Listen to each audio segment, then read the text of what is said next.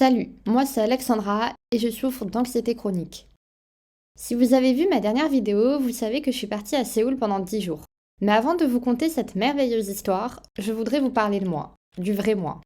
Le but de cette vidéo n'est ni de me vanter de faire quelque chose d'exceptionnel, ni de me plaindre. Je voulais juste vous partager ce côté que je m'efforce de cacher pour que vous puissiez découvrir mon voyage sous cette perspective particulière qui est la mienne.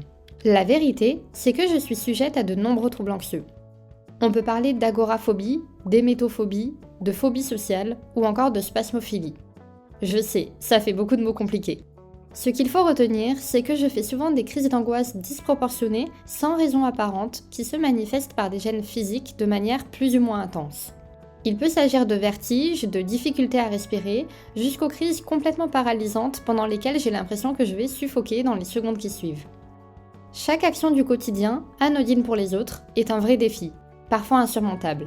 M'asseoir sur les sièges du milieu dans une salle de cinéma, parler à des inconnus, tenir une conversation, faire mes courses, assister à une réunion dans une salle fermée.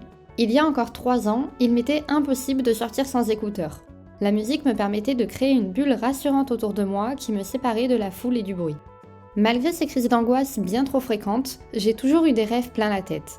Ils sont comme une lumière dans le noir, ils me guident et me donnent espoir qu'un jour, je toucherai au bonheur durable. Parmi eux, aller en Corée et découvrir Séoul. Vous imaginez ? Moi qui étouffe dans des situations hors de mon contrôle, où le bruit et le monde autour de moi m'enferment dans une illusion noire, partir à l'autre bout du monde, dans cette immense métropole qui ne dort jamais. Alors oui, je suis déjà partie en Chine et ça a été à la fois un voyage salvateur et un tournant dans ma vie. Mais depuis, 5 ans ont passé et je me sens incapable de refaire une telle chose. Cependant, pendant ces 5 ans, mon rêve a pris plus de place, et il a fini par se transformer en besoin, à un tel point qu'il est devenu une évidence et j'ai naturellement programmé mon voyage, tout en sachant que cette fois, je serai seule. Vraiment seule.